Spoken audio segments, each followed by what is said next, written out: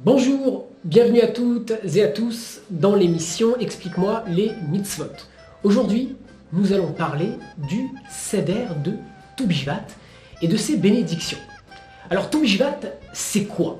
En réalité, Tou Bishvat, c'est le 15 du mois hébraïque Shvat, qui est considéré dans la tradition comme le nouvel an des arbres. Ce jour a été choisi car à ce moment de l'année, la majorité des pluies est tombée et la sève recommence à monter dans les arbres. C'est donc pour eux comme une renaissance. Concrètement, il existe des conséquences au niveau de la halacha, la loi pratique, par rapport à cette date. Ainsi, elle peut compter dans la façon de procéder à certains prélèvements que l'on doit effectuer dans les productions de la terre d'Israël, les fameux Trumot ou Maasrot. Ou encore au sujet de cette mitzvah de Orla, à savoir qu'une fois qu'on a planté un arbre, on doit attendre 3 ans avant de pouvoir en manger les fruits. Là aussi, Tou Bishvat marque dans certains cas la fin de ces 3 ans, avant même la date anniversaire de la plantation. Alors, des coutumes, car il y en a à Tou Bishvat, Tou Bishvat est aussi considéré comme un jour de joie. D'ailleurs, jusqu'au Moyen-Âge, on fêtait littéralement Tou Bishvat. On a ainsi trouvé des manuscrits de poèmes liturgiques composés à cette époque en l'honneur de ce grand jour. Mais comme triste conséquence des croisades en terre d'Israël, cette habitude s'était perdue. Elle a été réintroduite beaucoup plus tard, et bien que cela n'ait aucun caractère obligatoire, c'est devenu une belle coutume de consommer un grand nombre de fruits ce jour-là. La source de cette tradition se trouve dans un passage du Talmud, qui, loin de défendre l'ascétisme, affirme qu'on rendra des comptes si l'on ne profite pas, dans le cadre permis de la Torah, de la création qu'Hachem a mis à notre disposition. On y rapporte même qu'un des sages économisait sou après sou pour pouvoir s'offrir, une fois dans l'année, toutes sortes de mets.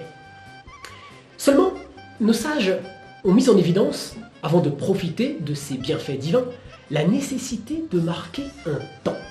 Rabbi Akiva, célèbre érudit de l'époque romaine, disait ainsi: « Il est interdit de profiter de ce monde-ci sans avoir récité au préalable la bénédiction adéquate.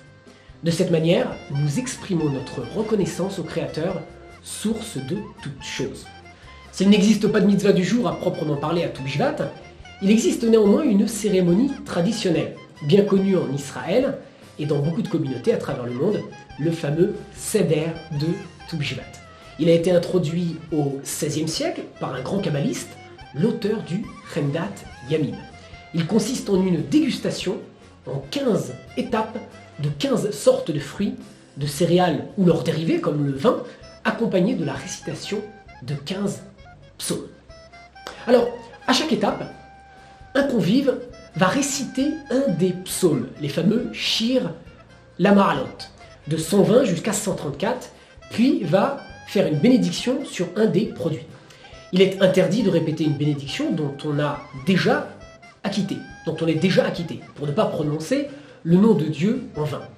Il faut aussi ne pas oublier de vérifier soigneusement l'absence d'insectes, car oui, il y en a beaucoup, par exemple, dans les fraises ou dans les dattes. Alors on commence d'abord la première étape avec de la pâtisserie. La farine de blé, le blé faisant partie des 7 espèces.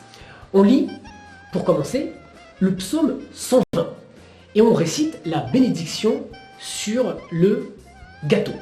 Baruch ata Hashem, Elokeinu melech haolam, boré miné mezonot. Loué sois-tu Hashem, notre Dieu, roi de l'univers, qui crée les différentes sortes d'aliments. Ensuite, on passe à la deuxième étape et l'on prend l'olive, qui fait partie elle aussi des 7 espèces. On lit le psaume 121 et on a l'habitude, le chef de famille, d'offrir des olives aux garçons et de dire le fameux psaume qui dit « Tes fils comme des plants d'olivier autour de ta table ». On récite ensuite la bénédiction « Baruch ata Hashem, Elokeinu melech haolam, boré peri haetz ».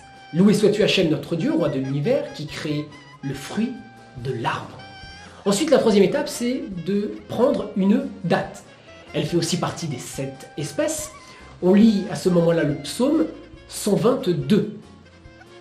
La quatrième étape, c'est le vin ou le jus de raisin qui fait elle aussi partie des 7 espèces. On lit à ce moment-là le psaume 123. Et chacun lève la coupe et prononce la bénédiction. Baruch ata Hashem, Elokeinu melech haolam, boré peri hagefen. Loué sois-tu Hashem, notre Dieu, roi de l'univers, qui crée le fruit de la vigne.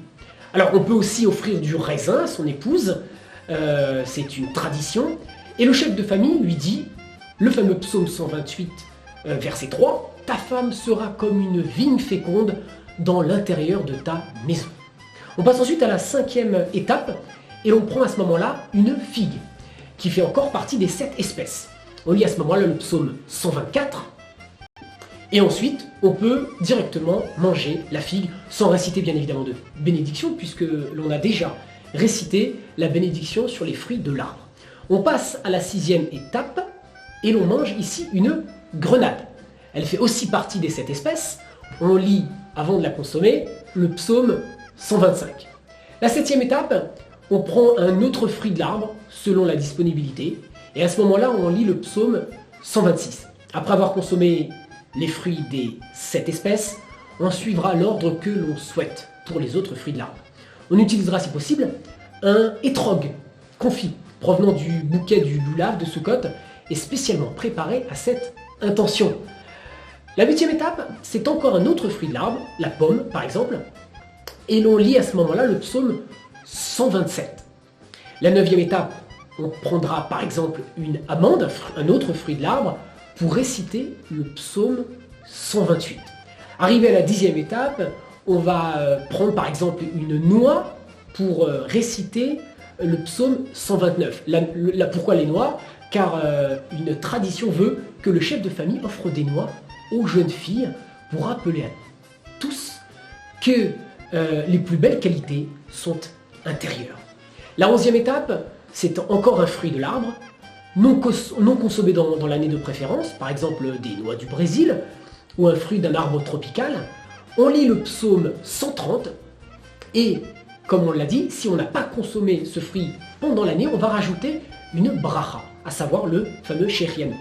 Baruch ata Hashem, Elokeinu melech haolam, Shecheyanu, Vekiemanu, Veigianu lazman hazé, qui nous a fait vivre et atteindre cette époque-ci. La 12e étape, c'est encore un fruit de l'arbre, le caroub en général, ou la pistache par exemple. On récite le psaume 131. Je rappelle que le Minac d'Alger précise que l'on ne doit pas oublier les caroubes. 3e étape, c'est un produit de la terre maintenant. Le melon par exemple, ou la tomate, si on n'a pas de fruits de la terre. On récite alors le psaume 132, et l'on récite à ce moment-là la bénédiction sur les fruits de la terre.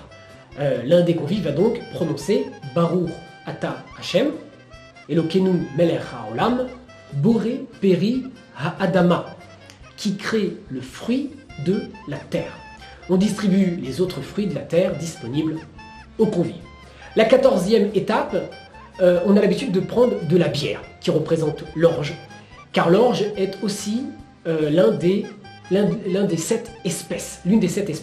On récite à ce moment-là le psaume 133. On a l'habitude de consommer de la bière, en effet, une boisson provenant de la fermentation de l'orge, et de prononcer la bracha.